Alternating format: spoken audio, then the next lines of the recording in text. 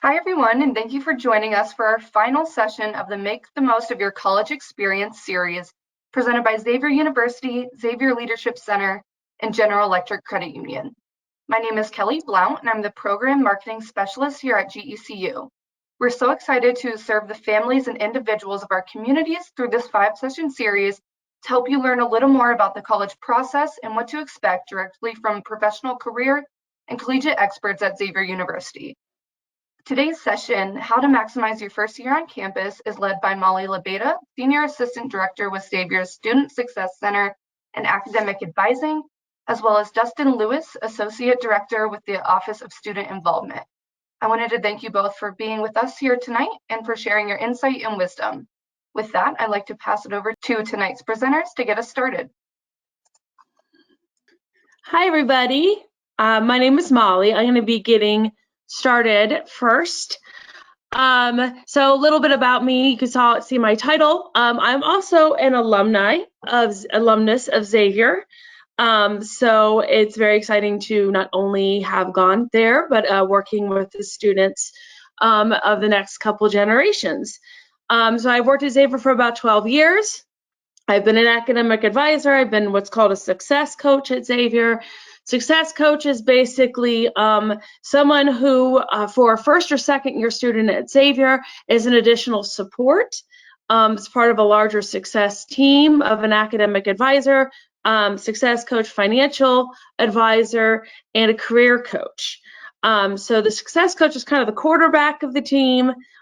We reach out to students not only when things are going not so great, but also when things are going great, to connect them to other offices such as Dustin's or other things on campus to help them thrive at Xavier. So that's a little bit of background of what I do at Xavier.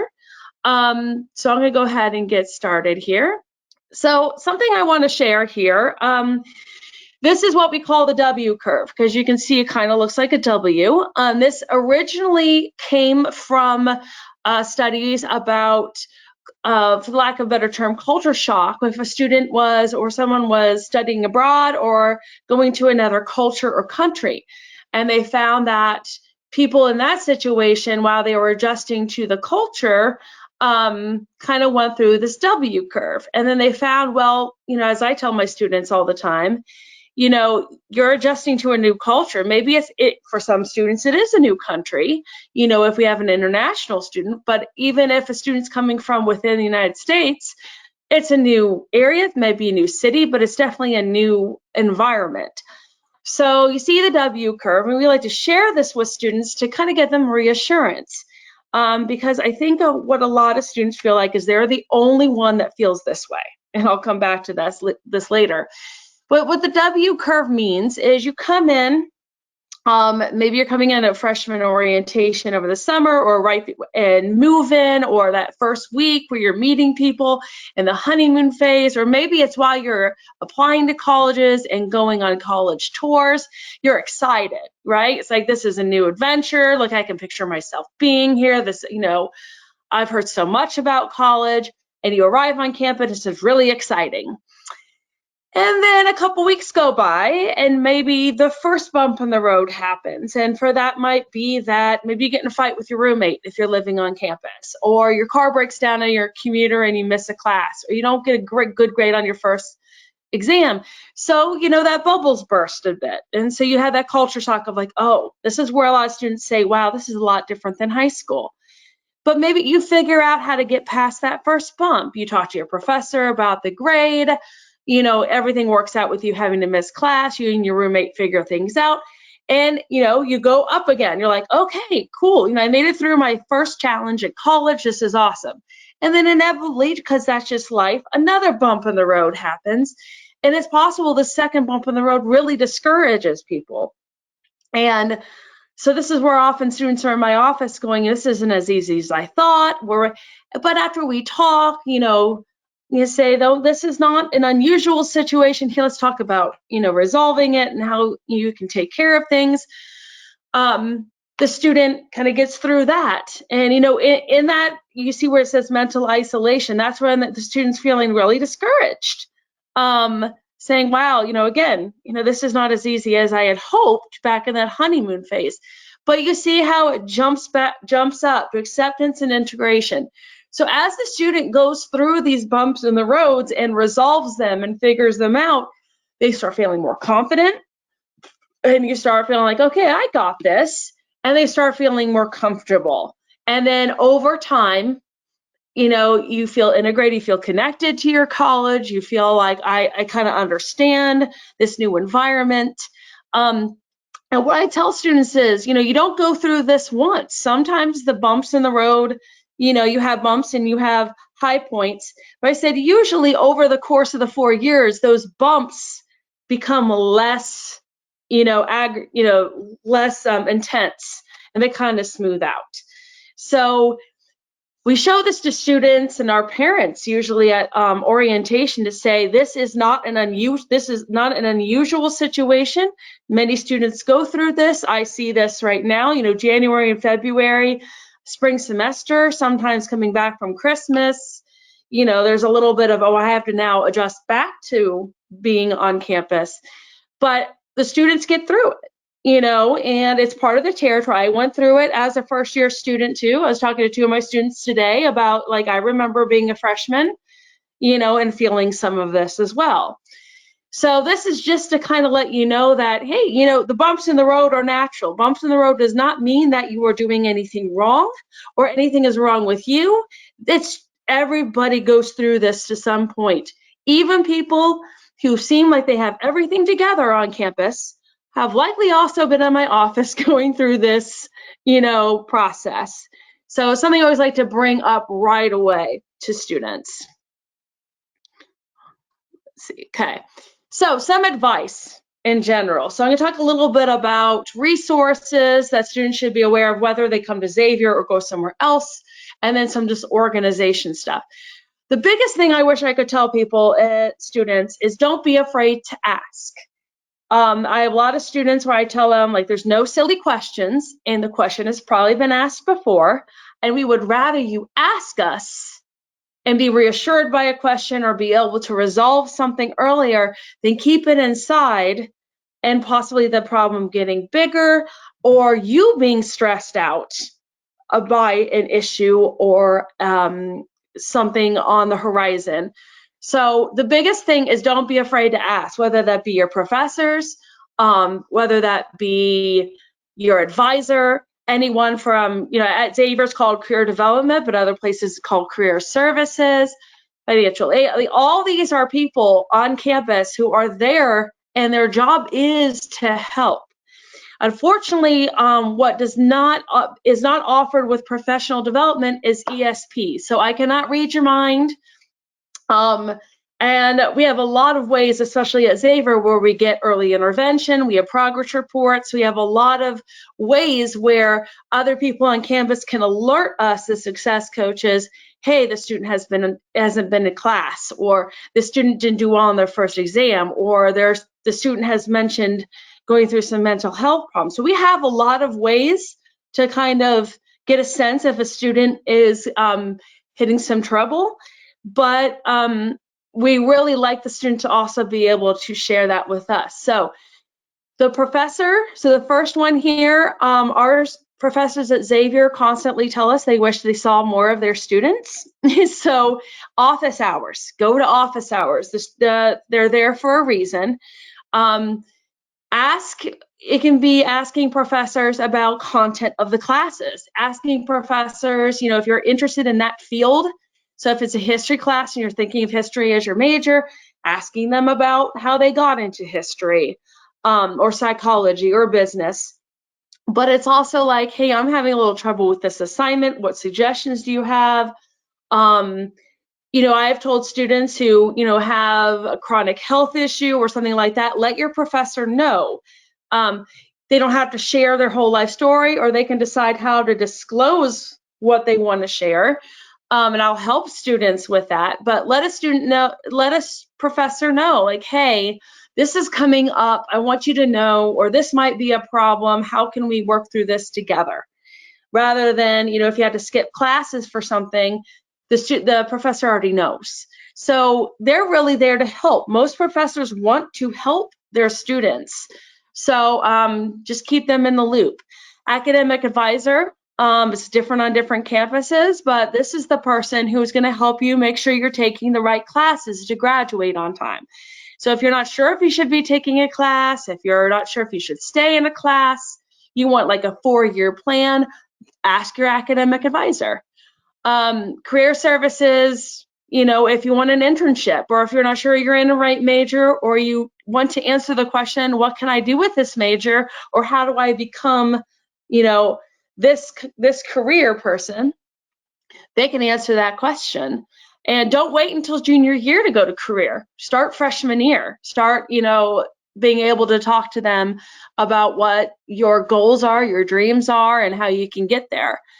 Financial aid, if you have a question about FAFSA or any of the forms. I know one of the topics was financial aid for these webinars. I already talked about office hours.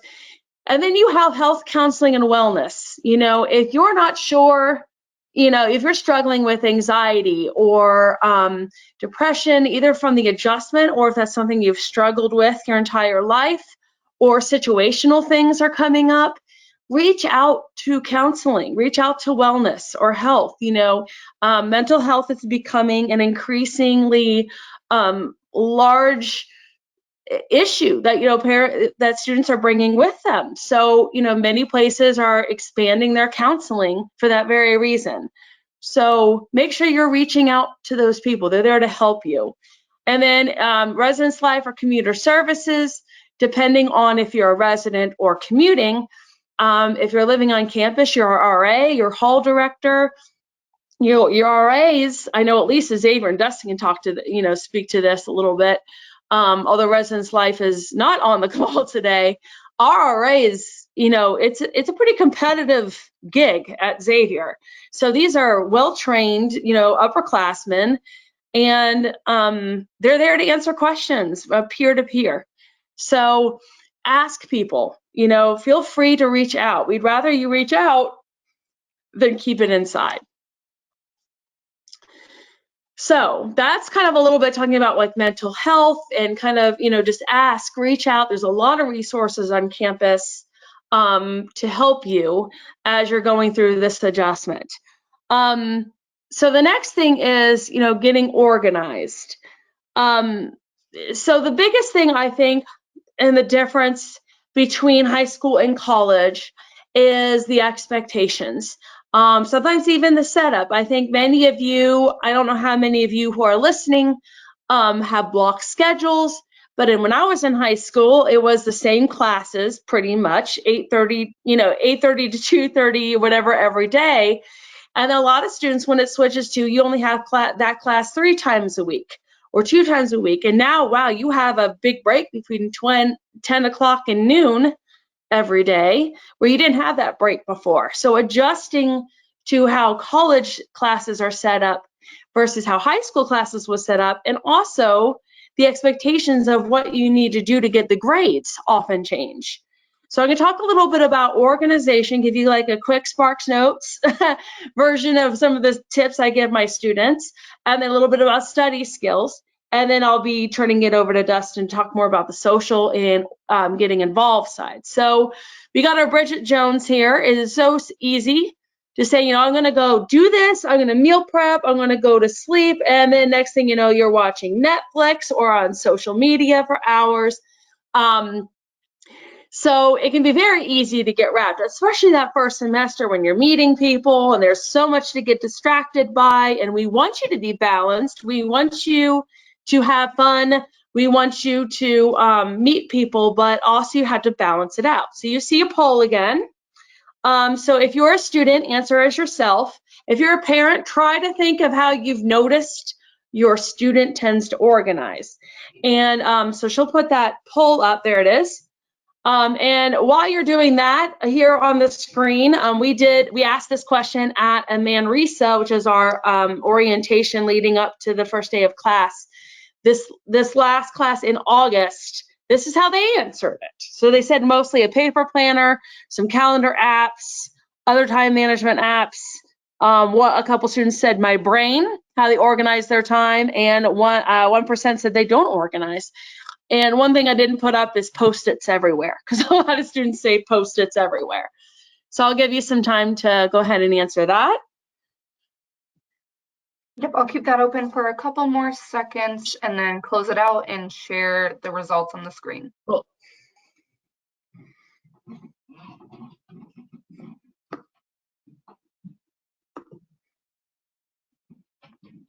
Okay, so it's split between paper planner, Outlook, or Gmail calendar app, or other system. Okay, all right. So some of the things we do talk to our students about is we don't subscribe to any one method. So if a paper planner works for you and you're actually using it, awesome. Same with these other, a lot of more of my students are using, like you said, Kelly, the Gmail calendar, or we've taught our students how to use Outlook calendar and tasks to help them keep organized. But I tell students all the time, do what works. If you're doing something and it's working for you, there's no reason you should change just for the sake of changing. But if you have a paper planner, and so many of my students in January say, yeah, I'm actually using my planner this semester, when they didn't really use it that much in fall. And it doesn't matter what you use, as long as you use something consistently and you use it so that you can actually plan ahead. So some things to do. I tell my students, and I'll show an example of this, I believe, here soon. I want to make sure that good. Is kind of consider each week at a time. And put in your planner, however, whatever your planner is, all your stuff. So classes, what time are they? Where are they? Putting your, the classroom in there too. If many universities, I'll speak to Xavier, is, we use Canvas, some people use Blackboard, things like that. But I have noticed with my students that professors do things differently. Even if they're all using Canvas, they might post assignments in the calendar in Canvas or in to-do lists in Canvas. So getting a sense of, okay, all your professors, where do they put things? So that you know where to check to get everything in your planner. Your professor contact information. Do they prefer email? Do they prefer you stopping by office hours or after class, or phone? So kind of getting a sense of all your classes and everything you need to know about that. That's something good to do like that first week. Also, I'm going to jump over to work real quick. If you work, when are your hours? Account for travel time to and from work. Going back to on-campus resources, SI is supplemental instruction. It is something that we offer with our science courses. It's kind of like an extra study time for I could go into a whole explanation, but that'll take a couple minutes. But if you have a tutor, when are your office hours for your professor? When are meetings, for the group meeting? You have a group project. When are you meeting? Getting all of that stuff in your calendar. And then clubs and organizations, if you're joined a few organizations, when are the club meetings? Are they every evening on Tuesdays? Put that in your calendar. So the idea is to get everything there so that you can see what you need to do, see where you need to be, and also see the free time you have that you can use to your best advantage. So getting organized and knowing all these things, it also reduces stress, because you're not saying, oh, am I missing something? Am I supposed to be somewhere? I've had a lot of students I've worked with is once they started getting more organized, they felt less anxiety because everything had a place and they knew where to look to see what was coming next. So, sorry, I was making sure that I'm on this. So I know this may be hard to read. I'm not going to read this whole thing, but this is a story I like to share with students. And so if you're kind of looking at it, this is, let's say his name is Joe. He has an hour break between two classes, and he has the best intentions. He wants to get stuff done. He's going to use that hour between classes to get things done. But the problem is, Joe did not plan ahead as to what he was going to do for that hour. So as you kind of skim through this, you're going to see he starts an English class thing, and then he doesn't know enough about it, so he goes to ask a friend. He gets distracted talking to the friend. then gets bored by his English assignment, starts his math assignment, and then realizes he didn't finish his math assignment, so he has to finish it. And then he gets, distracted by something else, and so on, so much that by the time it's time to go to his next class, he didn't actually really get a lot done. And he even says at the bottom, there's not enough hours in the day to get all this studying done. Well, if Joe had planned ahead and said, okay, for this hour, I'm going to get my English done, and then had everything with him and knew what he needed to do for his English assignment, he could have worked on English that entire time and made more use of it. So I won't say that I was great at this. I was a little scattered like this at times my first year. But I like to share this with my students sometimes and say, you see the difference that it could have made going into it, planning ahead.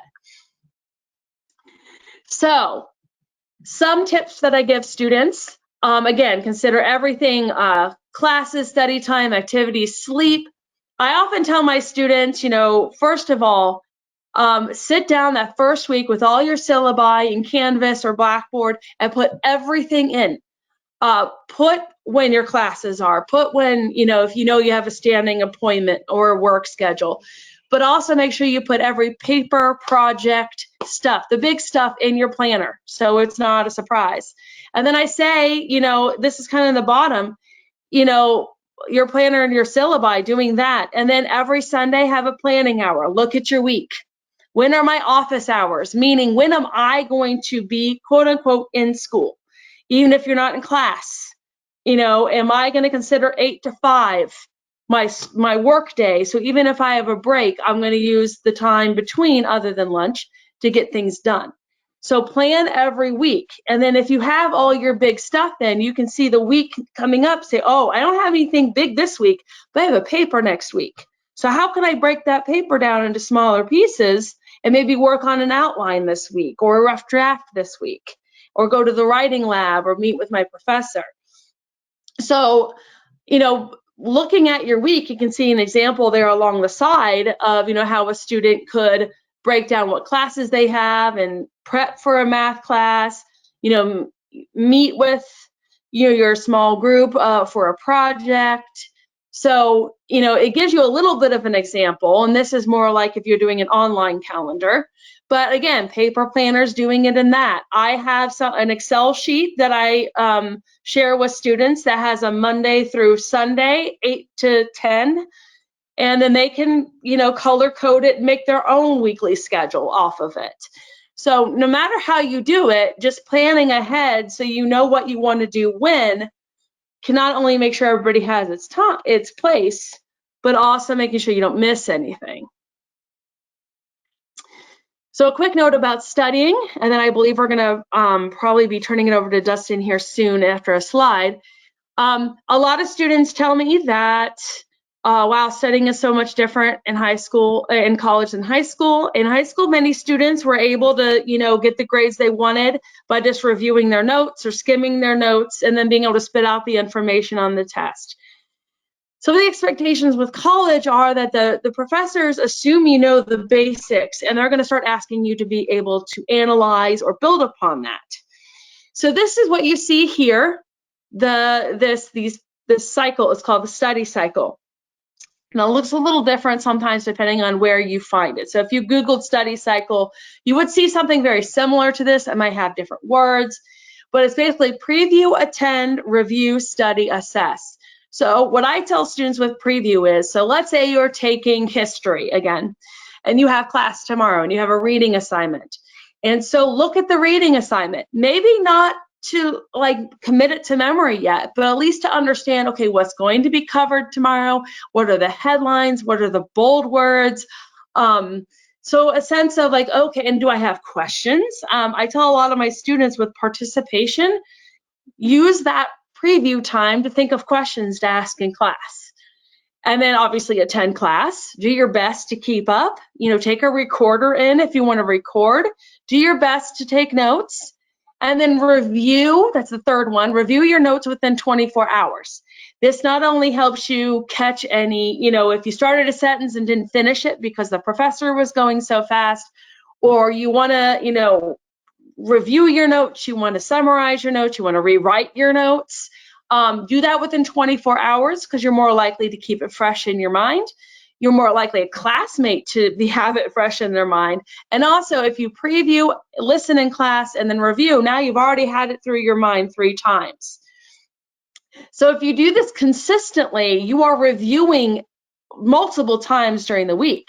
And then study over the weekends, you have longer study periods where you're maybe studying things from the week, making sure you understood what you learned that week, or especially if an exam's coming up. But you think about now, you have an exam coming up and you've reviewed multiple times. You're not dusting off notes from 3 weeks ago.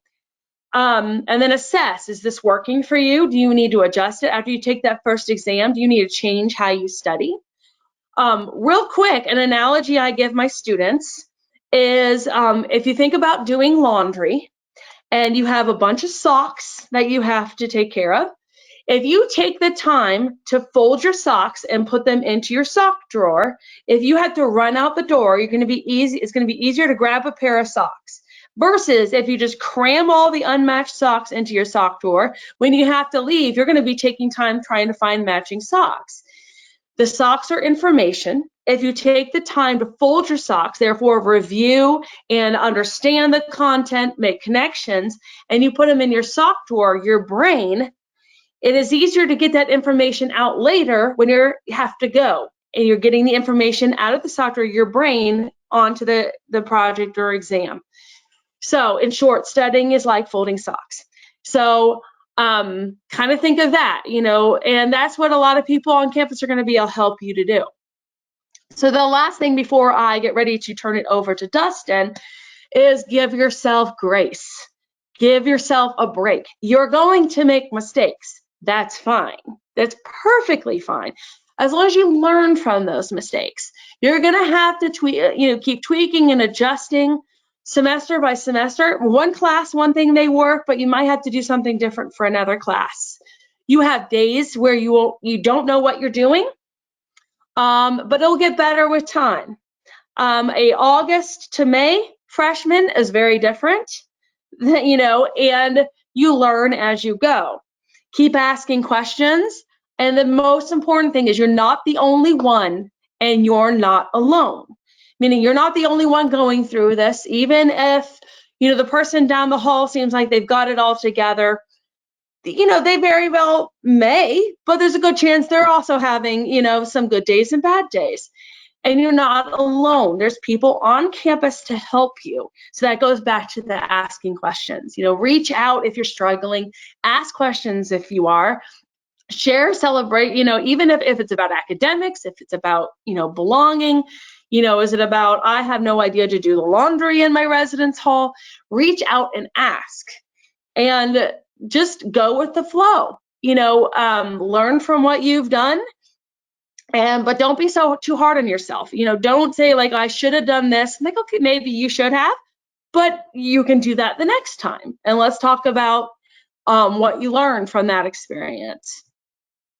So I think that's the biggest thing I want students, especially first years, to know is just give yourself that time, get as organized as you can, reach out if you need help, and know that you're not the only one on campus that is going through this transition. So what I'm going to do next, I'm going to hand it over to Dustin, and Dustin's going to take it from here. Hi, everyone. Dustin Lewis. I work in the Office of Student Involvement here at Xavier. So part of what I often talk to students about is really opportunities of things that you can do to explore and sort of enhance your experience when you go off to college. I think that colleges have a whole lot of different opportunities and that students often kind of wander in and are unsure of where to get started. And so hopefully my part of this presentation really sort of tees that up and inspires some ideas on why getting involved or engaged in college is helpful for you.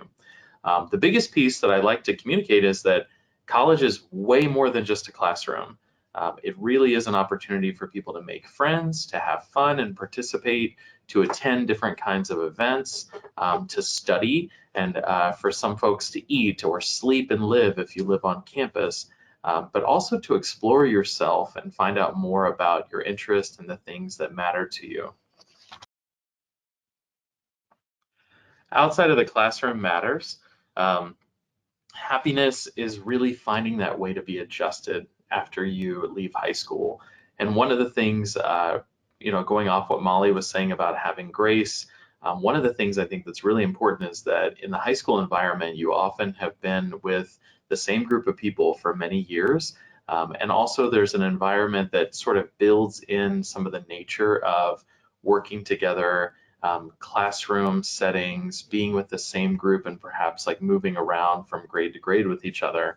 So in a college setting, you're obviously most likely going to be amplifying the number of people around.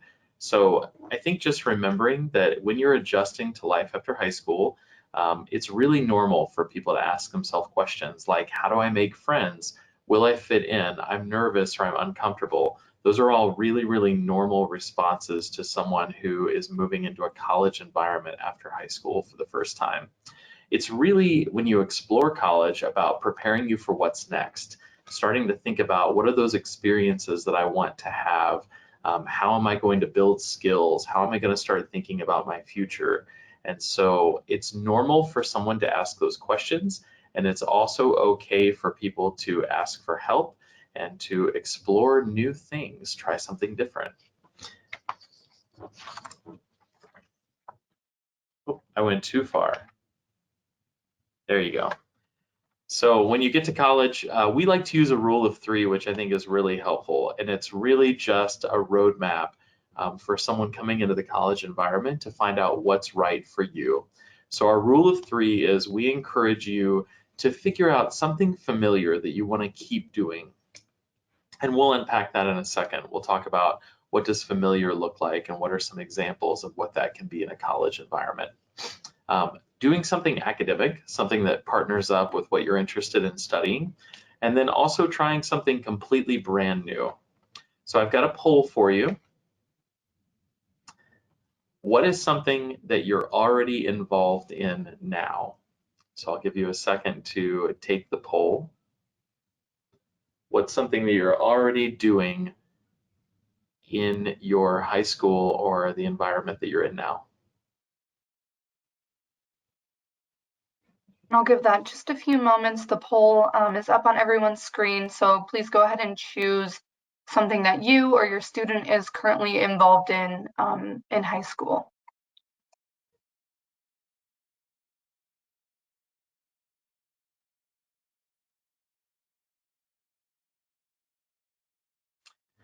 A lot of these experiences translate directly into different opportunities that you have in college as well. So sort of thinking and anchoring around what have you been doing, what has interested you the most, what are some things that you've really enjoyed. Those opportunities exist forward into the college atmosphere as well. Okay, thanks for taking the poll, everybody.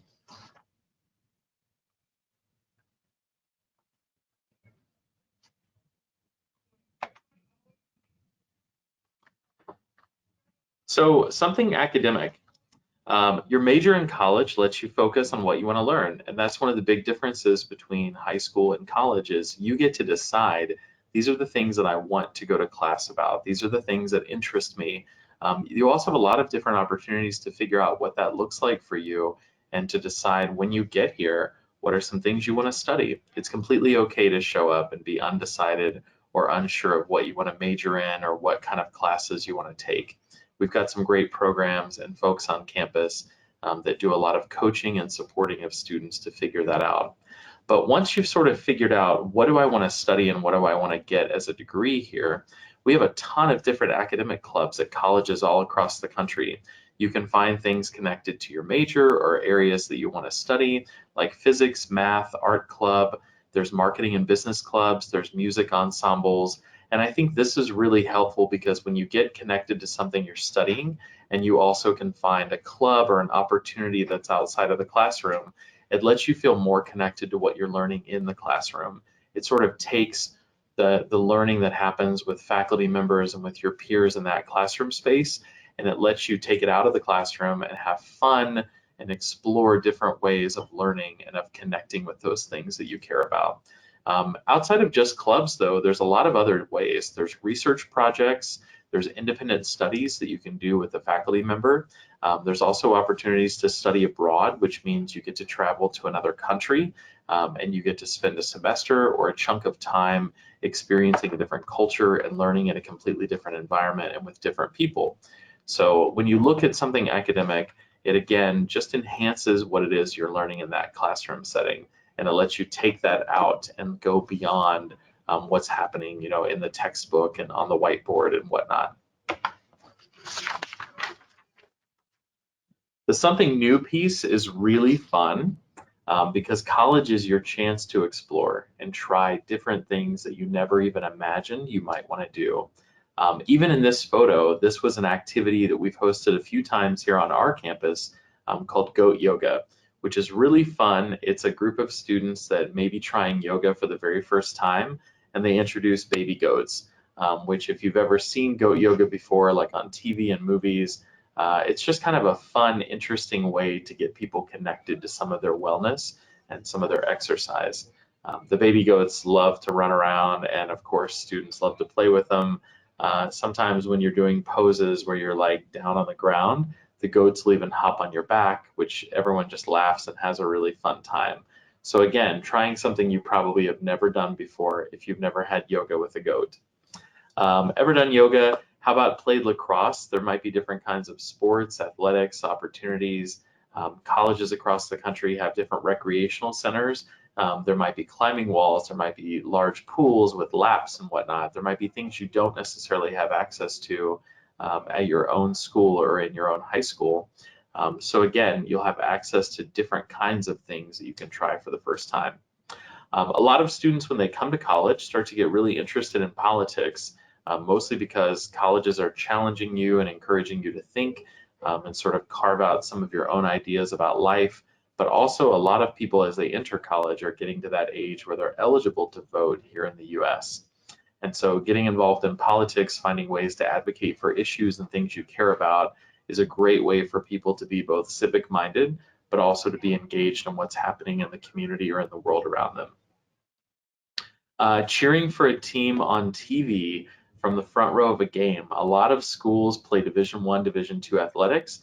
Games get broadcast. It's a really exciting experience when you're in an atmosphere where your college is competing and you're with other students and people are like painted up or dressed up and they're really excited about what's happening with the different sports and different athletics. But again, just trying something new, that's a way that you're not having to join something, you're not having to be a part of a club. You're just getting a chance to really be with other people and build community and get excited about something, have that like common bond. Then also organizing service trips for others. So just kind of throwing something really different out there. A lot of colleges have great, unique ways to get people engaged, not only in the immediate community, but to be able to travel and explore and help contribute to social justice and social concerns, really just raising your awareness about the world around you. Many schools have a very robust program called Alternative Breaks, where students get a chance to spend, like for example, their spring break going and working in a community where they might do volunteer and service. And it's really taking some of those experiences that maybe you had in high school and taking it to the next level, really diving in and understanding systemic issues and how can you engage in a way that is contributing to sustainability, that's contributing to the environment, that's also helping support people who might be living in poverty. So whatever it is, there's a lot of different social issues that you might be able to explore more. And then also exploration of faith. So I happen to work at a religious institution. There's lots and lots of schools that don't have a religious background, but I think it's important to know that especially as people reach that age of 18, 19, 20, you start asking yourself questions about like, what's the world around me? What are the things that I've known and understood, or what's the way that I was raised or brought up? And are those things that I still believe in? Are those things that I want to learn and understand more? Are there ways in which I want to challenge some of the ideas and beliefs? And also, are there ways in which I want to explore and deepen my own faith? So exploring your faith is an opportunity you can really do at any campus. There's going to be different ministry groups. There's going to be different faith opportunities. So it's just a way for students to sort of challenge yourself to think and to learn more about who you are. There's a lot of things out there in the world, so try some new things to figure out what you like and what works for you. All right, next up for the poll, I want to know, what are you the most excited about when you think about going to college or the space that you might occupy? I've got getting more to do than I thought in college, becoming an adult, meeting new people, trying new things, being more independent on my own, no rules. Okay, less rules. So take a vote real quick on screen with our poll. It looks like most of us have voted. I'll leave it up just for a couple more seconds to give everyone a chance, and then I will share the results shortly. Okay.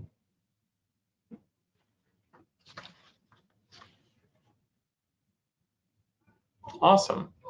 So just things all to consider, because when you start thinking about what are your next steps and what might you want to do next, you've got to think about what excites me. What am I excited about with my own next steps? Particularly, I know I mentioned this, but there are a lot of ways that you can get connected with different activities and clubs, but those benefit you beyond just the experience of like meeting friends and building community. One thing you're preparing for most likely when you go to college, which for some of you I know can be a really, really long way from where you're at right now. But when you start thinking about going to college, you're often starting to think about, okay, how am I preparing for my vocation and how am I preparing for my career? Which again, I know for some of you, you're like, hey, I'm working hourly right now. It's not a career, it's a job. Like, it's really hard to imagine where could I be in 4 or 5 years and out there in the work world and doing like a 40-hour-a-week kind of job. But as you sort of think about that and as you start preparing for those things, employers are looking for specific skill sets which they have found are really successfully nourished and built in people who are connected with different clubs, activities, who are engaged, and who are participating while they're in college. So some of the skills that employers are looking for, they're looking for people who can problem solve. They're looking for people who understand how do I work with other people? What's my ability to be on a team? Because even though you might get some of those experiences in the classroom, a lot of those are experiences you can get through being a part of clubs, through engaging in some of these activities, through participating. They're looking for great communication skills, both written and spoken. And again, those are things you can hone when you're in different environments in college, when you start doing internships or you start going out and exploring the world and learning how do I sort of prepare myself with some of my skill sets. Leadership, there's a lot of opportunities when you're in college to get engaged and to serve in some sort of a role. There's different things you can apply for. There's different jobs and experiences on campuses that are offered for people. Having a strong work ethic, so I think being prepared for that workforce, being able to be someone who says, you know what, I know what it's like to roll up my sleeves and I don't mind to do the hard work because I know that I'm ultimately going to be contributing to something I care about, and hopefully I'm going to be compensated for what I'm doing. Good thinking skills, so people who are able to think critically, people who can understand problems and can dissect it and think about different solutions. People who take initiative, so people who really put themselves forward. Those are different skill sets that employers are looking for. They want someone who, when they hire and bring on to a job or an internship, they're a go-getter and they're willing to say, yep, I can do this, I can try this, I can learn, you can teach me. Someone who's detail-oriented and then also flexible and adaptable. And those are all different skill sets that are directly contributed to your own learning outside of the classroom when you get engaged in some different clubs and activities in college. So one of the pieces that we're going to wind down so we can get to questions, but one of the pieces that I want to encourage you is when you start thinking about what is this next step, what's this journey going to be like for me, don't be overwhelmed, be excited about the possibilities. People like us, like Mollie and myself, we're here to help people like you. We care, we work hard to help bring the fun and to engage you And more than anything, we want you to succeed. So we're here as a resource. No matter where you go, which college you choose, or whatever your next experience is going to be, there will be people on those campuses like us who are willing to help, who want to acknowledge that you're starting out new. And then also just remembering that everybody has worries and concerns. Everyone's a little bit nervous when they're first headed out there and they're trying to put themselves out and step beyond their high school experience to say, I'm an adult, here's the world, I'm ready for it. All of that's normal, it really is. So just wait and see. So we're at just a few minutes left. I want to bring us to a close with the content that Mollie and I have, and really leave it open so that you can ask us some questions, either in the chat, which actually I think it's the chat. Is that right? Yes, awesome. Thank you, Dustin and Mollie, both for taking us through today's content. As Dustin just mentioned, we will get into the Q&A portion of today's webinar. So if you have a question regarding your student's first year or your first year, please go ahead and submit that in the questions feature. I'll be monitoring that during the Q&A, and we'll make sure to get your question asked while we have our experts on the call today. But with that, let's go ahead and get started. The first question we have is, if my campus doesn't offer an organization I'm interested in, what's the first step to starting a new organization, or is that possible? Absolutely. Most campuses have some sort of web page or site connected with an office like mine. A really great thing for you to do if you're looking at a campus and you're interested in starting something, go to that university's website and then search for like clubs and organizations. And often it'll navigate you to an office like mine, as student involvement. There's offices called student engagement or student activities. Any of those spaces are offices that typically work with our organizations on campuses like ours. You can then explore what do they have to offer, and hopefully that campus also puts out really clearly, so you want to start something new. Maybe we don't have it yet, but maybe you're ready to start it. Here's how. Awesome, thank you. The next question is in regards to academic advising. How are students assigned an advisor, and can they switch maybe if they don't mesh with the current advisor they have? Just surrounding that in their Sure. academic advisor. I can answer that. Different colleges are going to, and even departments within colleges are going to do it differently. So I'm going to give you an example of Xavier and University of Cincinnati. At Xavier, every department does it a little bit differently. I know our political science department does it by cohort. So Dr. Mariani does advises all the freshmen. Dr. Malik advises all the sophomores. Dr. Yin, they do it that way. Some do it by alphabet within the department. And then there's some of us that I'm an advisor for exploratory students, which is our undecided. And we help in the Student Success Center, we help with exploratory and biology and biomed, mostly because there's a lot of biology and biomed. And so we help the department. And so we divide it by alphabet for first and second years. And like at UC, they have University of Cincinnati, they have a lot of professional advisors. So they might do it by major within a department. So it's going to really differ with how big the university is, how big the college within the university or the department is. So the different departments will do it different ways. Now, can you switch? Probably, unless there's only one advisor for a small program. I know at Xavier, we've had that happen before where students did ask to switch different faculty advisor, and we help them work with the chair to switch advisors because we want a student to be able to feel comfortable with their advisor, be able to ask the questions and feel, respected. Thankfully, I don't think it's happened a lot, but I know it has happened.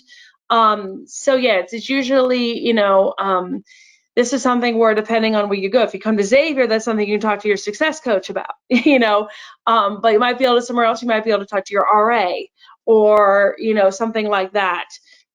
I've had students who really, it's not that they didn't like their current advisor, but they have, let's say it's a political science major, and they have Dr. Mariani for class. and Dr. Mariani is awesome. And they're like, I want him for my advisor, and so we've heard that too.